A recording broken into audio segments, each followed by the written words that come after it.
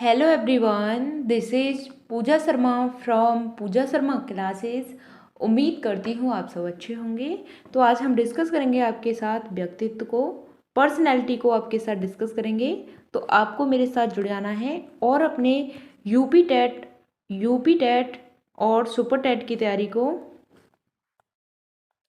बेहतर बनाना है। ठीक, यूपी टेट और आपका जो सुपर टेट है इसकी तैयारी को आपको बेहतर बनाना है। आपको अभी से अपनी तैयारी में लग जाना है। ठीक, तो इसमें हम समझ रहे हैं व्यक्तित्व को, जो आपकी पर्सनैलिटी होती है क्या होती है, इसके बारे में समझते हैं। ठीक, तो चलिए थोड़ा सा समझते हैं। पर्सनैलिटी जो शब्द है आपका, यह किस भाषा का शब्द है? तो यह आपका लैटिन भाषा का शब्द है। किस भाषा का है? यह आपका लैटिन भाषा का शब्द है। यहाँ तक बात क्लियर? किस भाषा का है? लैटिन भाषा का है। और इसकी उत्पत्ति की बात करते हैं। किसकी बात करते हैं? इसकी उत्पत्ति की बात करते हैं। तो इसकी उत्पत्ति किससे हुई है? पर्सोना से हुई है। किससे हुई है? पर्सोना से हुई है, जो कैसा शब्द है? एक यूनानी शब्द है। ठीक, पर्सोना शब्द से इसकी उत्पत्ति हुई है। किसकी? पर्सनैलिटी की। और लैटिन भाषा का यह शब्द हो जाता है। ठीक, पर्सोना का मतलब क्या होता है, इसके बारे में बात करें तो पर्सोना का मतलब होता है मुखौटा। क्या होता है? मुखौटा होता है। ठीक, मुखौटे को हम क्या बोलते हैं?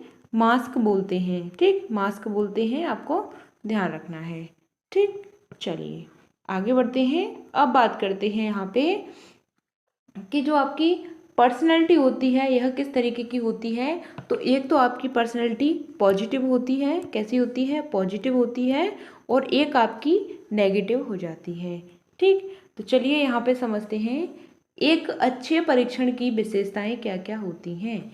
एक अच्छे परीक्षण की आपको यहाँ पे विशेषताएं बतानी है, क्या क्या हो जाती हैं। तो इसमें व्यापकता होती है, विश्वसनीयता होती है, वैधता होती है और आपका मानक होता है। यह चीज़ें एक अच्छे परीक्षण की क्या हो जाती हैं? विशेषताएं हो जाती हैं। ठीक, यह परीक्षण के लिए क्या हो जाती हैं? यह विशेषताएं हो जाती हैं।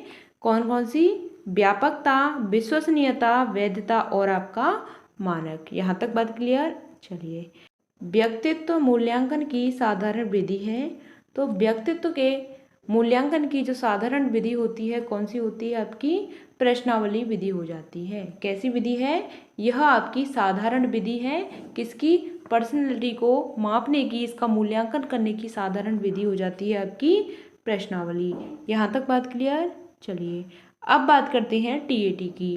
टीएटी है यह आपका जो रचना है किसने की थी? तो इसकी रचना मार्गन व मुर्रे ने की थी। डायरेक्ट क्वेश्चन आपसे पूछा जाता है, टीएटी की जो रचना है किसने की थी? मार्गन और मुर्रे ने की थी। ठीक, चलिए यह क्वेश्चन आपका टीएटी वाला कई बार पूछा जा चुका है, तो आपको इसको मोस्ट इम्पोर्टेंट है, आपको नोट करके लिख लेना है। ठीक, चलिए टीएटी परीक्षण में कितने कार्ड होते हैं? कार्डों की संख्या की बात करें तो इसमें 31 कार्ड होते हैं। टीएटी परीक्षण में कितने कार्ड होते हैं? तो इसमें आपके 31 कार्ड हो जाते हैं।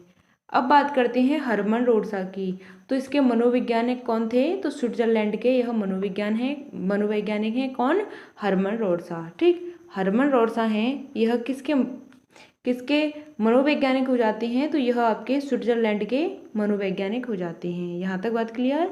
चलिए, रोडसा मार्क्स में कितने कार्डों का प्रयोग होता है, यानी कि रोडसा जो परीक्षण होता है इसमें कितने कार्ड होते हैं? तो इसमें आपके 10 कार्ड हो जाते हैं। ठीक, रोडसा कार्ड में कितने जो कार्ड होते हैं आपके?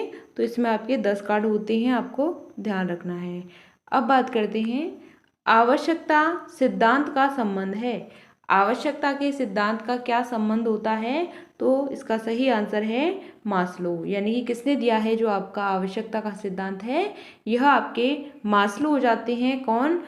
यह अब्राहम मास्लो हो जाते हैं। ठीक, अब बात करते हैं आत्म प्राप्ति की का जो सिद्धांत है यह किसने दिया है? तो यह भी आपका मास्लो ने दिया है। कौन कौन सा सिद्धांत दिया है? आवश्यकता का सिद्धांत, आत्म प्राप्ति का सिद्धांत और यहाँ पे आपका मांग का सिद्धांत आ जाता है। यह तीनों सिद्धांत किसने दिए हैं? यह तीनों सिद्धांत आपके अब्राहम मैस्लो ने दिए हैं। यहाँ तक बात क्लियर? अब्राहम मैस्लो ने यह तीनों सिद्धांत आपके दिए हैं। यहाँ पे बात करते हैं, डायरेक्ट क्वेश्चन बनता है, सील गुड सिद्धांत के जो प्रवर्तक हैं कौन हैं? तो यह आपके आलपोर्ट हो जाते हैं। ठीक, सील गुड सिद्धांत के प्रवर्तक कौन हो जाते हैं? आलपोर्ट हो जाते हैं। आपको ध्यान रखना है। यहाँ तक बात क्लियर? कौन हो जाते हैं? आलपोर्ट हो जाते हैं। आगे बात करते हैं, शरीर रचना का जो सिद्धांत के प्रवर्तक हैं कौन हैं? तो शरीर रचना के सिद्धांत के प्रवर्तक आपके सेल्डन हो जाते हैं। कौन हो जाते हैं? शरीर रचना सिद्धांत के प्रवर्तक सेल्डन हो जाते हैं। यहाँ तक बात क्लियर? कौन हो जाते हैं? सेल्डन हो जाते हैं। आगे बात करते हैं, इदम अहम परा अहम का संबंध बताना है, तो इनका संबंध किससे हो जाता है? तो यह आपके सिगमंड फ्राइड हो जाते हैं। कौन हो जाते हैं? यह आपके सिगमंड फ्राइड हो जाते हैं। ठीक, सिगमंड फ्राइड हो जाते हैं। इदम अहम परा अहम। ठीक, चलिए आगे बात करते हैं। अब यहाँ पे अहम का संबंध है, क्या हो जाता है? तो जगत से इसका संबंध हो जाता है। अहम का संबंध किससे होता है? तो जगत से इसका संबंध हो जाता है अहम का। ठीक, आगे बात करते हैं, यहाँ पे इदम की बात करते हैं, तो इसका संबंध किससे होता है? तो इसका संबंध है यह पार्श्विक जगत से होता है, और यहाँ पे अहम का जो संबंध होता है वो यथार्थ जगत से होता है। ठीक, इदम का पार्श्विक जगत से होता है, और परा अहम की हम बात करते हैं तो इसका संबंध संस्कार और नैतिकता से होता है। परा अहम का जो संबंध होता है किससे होता है? यह आपका संस्कार और नैतिकता से यहाँ पे परा अहम का संबंध हो जाता है। ठीक, अब बात करते हैं टीएटी परीक्षण की खोज कहाँ हुई थी? तो इसकी खोज अमेरिका में हुई थी। टीएटी परीक्षण की खोज कहाँ पे हुई थी? तो इसकी खोज है आपकी अमेरिका में हुई थी, और इसके जो परीक्षण किया था किसने किया था? तो मार्गन और मुर्रे हो जाते हैं। ठीक, मार्गन और मुर्रे हो जाते हैं। यहाँ तक बात क्लियर? आपको ध्यान रखना है। चलिए बढ़ते हैं आगे। अब बात करते हैं स्याही धब्बा परीक्षण की। इसमें कौन कौन से रंग का प्रयोग किया जाता है? स्याही धब्बा परीक्षण है, इसमें कौन कौन से रंग होते हैं उनका प्रयोग किया जाता है? तो इसमें लाल, काला और सफ़ेद, यह 3 तरीके के क्या होते हैं? रंग होते हैं। ठीक, 3 तरीके के रंग होते हैं, लाल, काला और सफ़ेद। यहाँ तक बात क्लियर? चलिए आगे बढ़ते हैं। अब बात करते हैं, व्यक्तित्व को यूनानी भाषा के किस शब्द से लिया गया है? पर्सनैलिटी शब्द को यूनानी भाषा में किस शब्द से लिया गया है? तो पर्सोना शब्द से लिया है। किससे लिया है? पर्सोना शब्द से लिया है। और पर्सोना का मतलब क्या होता है? मास्क होता है। मास्क का मतलब क्या होता है? यहाँ पे मुखौटा हो जाता है। ठीक, क्या हो जाता है? मुखौटा हो जाता है। आपको ध्यान रखना है। यहाँ तक बात क्लियर? चलिए आगे बढ़ते हैं। यहाँ तक हमने इसको पर्सनैलिटी को समझा, इससे आगे भी हम और पढ़ेंगे आगे की नेक्स्ट वीडियो में। ठीक, तो अगर आपका कोई भी डाउट होता है तो आप कमेंट के माध्यम से हमसे पूछ सकते हैं। मिलते हैं फिर आपको आगे की नेक्स्ट वीडियो में। तब तक के लिए थैंक्स फॉर वॉचिंग। जय हिंद, वंदे मातरम।